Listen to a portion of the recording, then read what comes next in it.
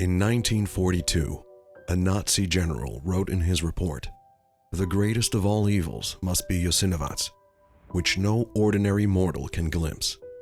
He wasn't exaggerating. While Germany used gas chambers for efficiency, the Croatian Ustaše at Jasenovac preferred knives, hammers, and axes. Guards would place bets on who could kill the most prisoners in one night using a specially designed knife called the Serb cutter.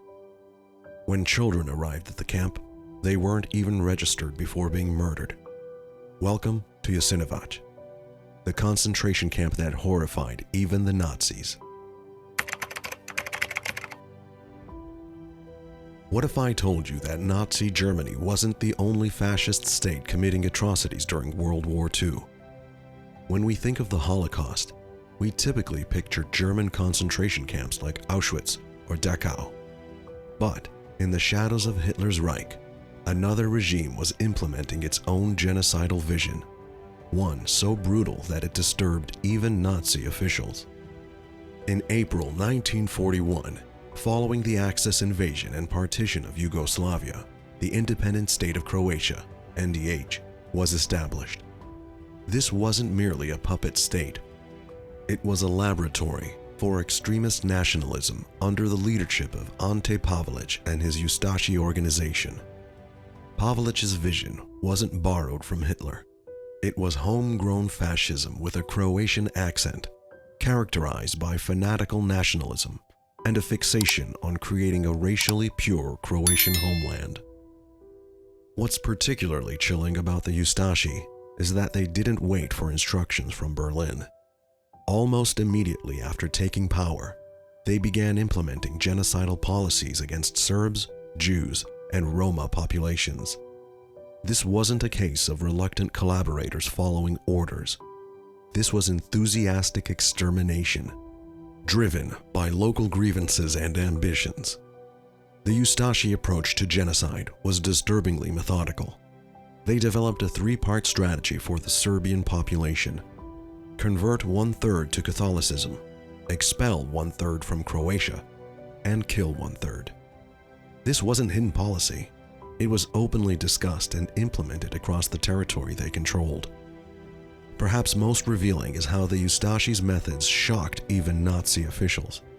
Men who were hardly squeamish about mass murder, German representatives filed formal complaints about the extreme violence they witnessed. While the Nazi killing machine operated with cold industrial efficiency, the Ustaše preferred something more primitive and personal. The violence wasn't just a means to an end. For many Ustaše members, it seemed to be the point itself. To implement their genocidal vision, the Ustaše regime established a network of concentration camps throughout Croatia.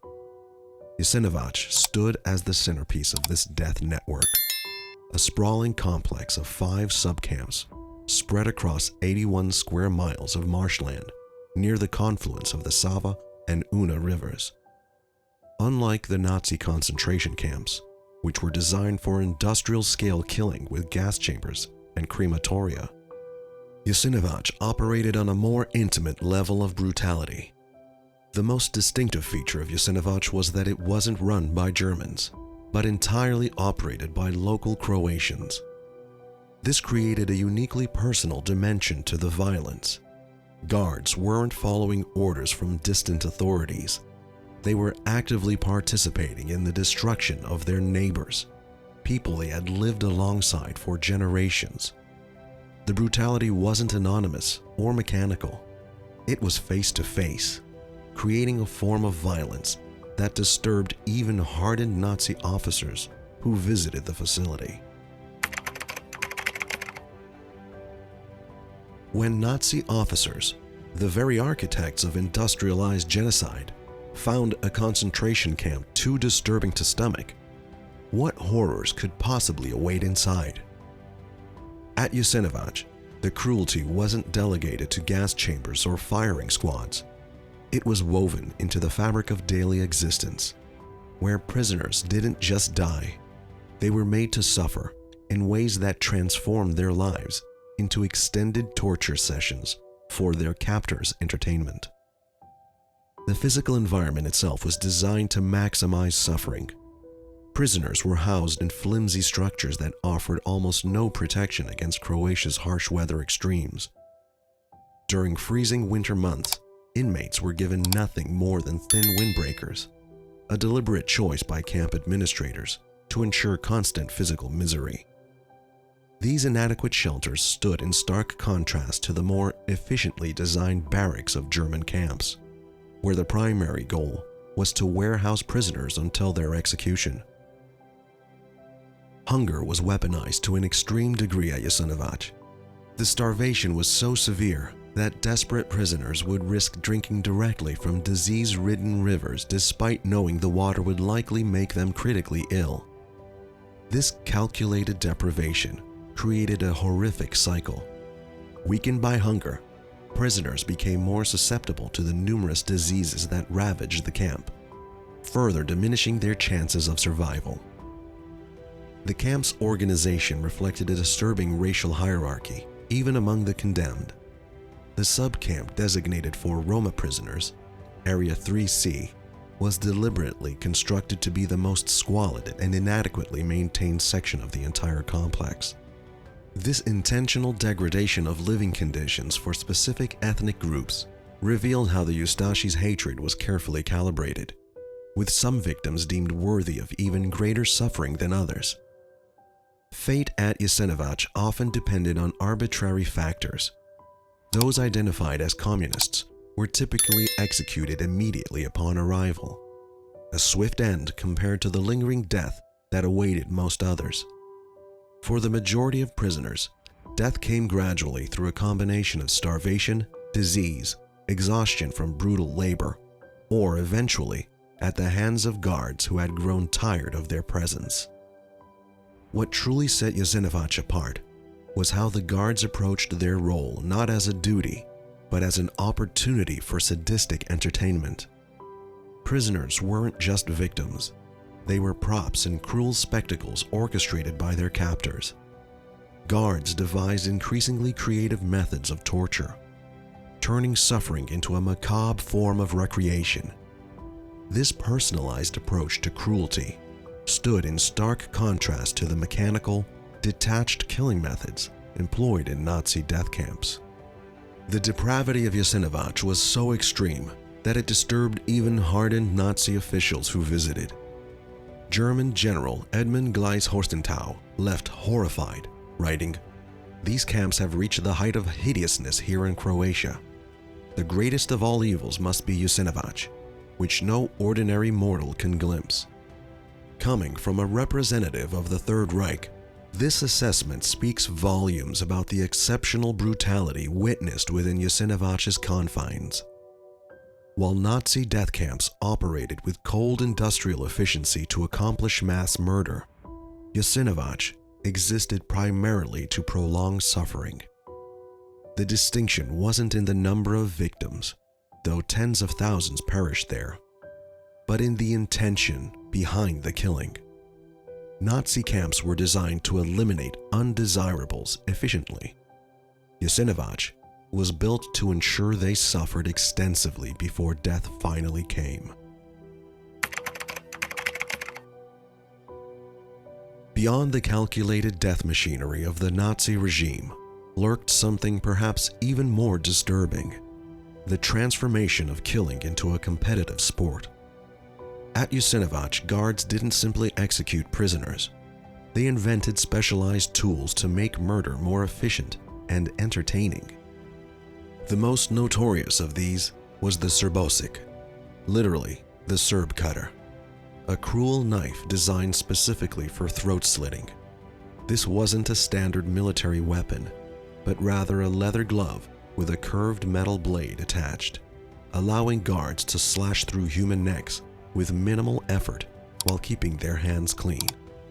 The Serbosic embodied the personal nature of killing at Jasenovac, where Nazi executioners could distance themselves from their victims through gas chambers and firing squads. The Ustaše guards chose to feel the resistance of human flesh against their blades. The weapon's very name revealed its purpose: not just to kill, but to kill Serbs specifically, transforming genocide into a tactile experience. On the night of August 29, 1942, the depravity at Jasenovac reached new depths. Guards organized a macabre competition, placing bets on who could slaughter the most prisoners before dawn. What began as a twisted game ended as one of the most horrific single nights of the entire Holocaust. The winner of this grisly contest was Peter Brzica, a Franciscan friar who had traded his religious vows for a camp guard's uniform. Using his Srbosek with practiced efficiency, Brzica claimed to have personally murdered 1,360 prisoners in a single night, a number so staggering it defies comprehension. More disturbing still was the reaction to Brzica's achievement. Rather than being reported for war crimes, he was celebrated by his fellow guards. His accomplishment wasn't seen as an atrocity, but as a testament to skill, dedication, and a commitment to the cause. Other guards, including the infamous Miroslav Filipovic, known among inmates as Brother Satan, participated in these killing competitions with equal enthusiasm. Another former friar, Filipovic, brought religious zeal to his role as a mass murderer, believing his actions purified Croatia of undesirable elements. These killing competitions weren't isolated incidents born from spontaneous cruelty. They became regular events at Jasenovac, a form of entertainment for bored guards seeking stimulation and status among their peers. What started as individual acts of sadism evolved into an institutional practice, with rules, records, and recognition for top performers. Murder became not just a duty, but a career advancement opportunity. Even children weren't spared from this mechanized brutality. An estimated 20,000 children were imprisoned at Jasenovac, many in designated children's areas. These youngest victims faced the same starvation, disease, and arbitrary violence as adult prisoners, with the added terror of being separated from their parents. Their small bodies offered little resistance to the Srbosek, making them easy targets during killing competitions when guards needed to boost their numbers.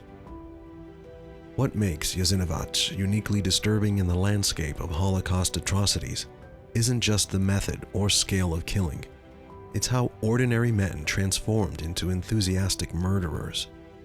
These weren't specially selected psychopaths, but regular Croatians, former shopkeepers, farmers, priests, who discovered within themselves a capacity for unlimited cruelty when given permission and encouragement. The camp didn't just process death, it manufactured killers, creating a culture where sadism was rewarded and compassion punished. As the war drew to a close in April 1945, around 600 desperate Jasenovac prisoners made one final bid for freedom. With Allied forces closing in, these captives rose up against their tormentors in a courageous but ultimately devastating rebellion. Only about 50 managed to escape with their lives. The rest were brutally murdered by Ustaše guards who, knowing their time was up, slaughtered the remaining prisoners before fleeing the camp. In a final act of cowardice, they burned Jasenovac to the ground, hoping to erase evidence of their crimes. Today, a solemn concrete flower monument rises from the scarred earth where the camp once stood. This memorial honors the estimated 83,145 souls who perished within Jasenovac's boundaries. The exact death toll remains contentious, with historians suggesting figures between 77,000 and 100,000 victims. Numbers that continue to fuel heated debates in modern Balkan politics. The legacy of Jasenovac reminds us that humanity's darkest impulses often emerge closest to home, when neighbor turns against neighbor, in a spiral of violence that can shock even the most hardened observers of human cruelty.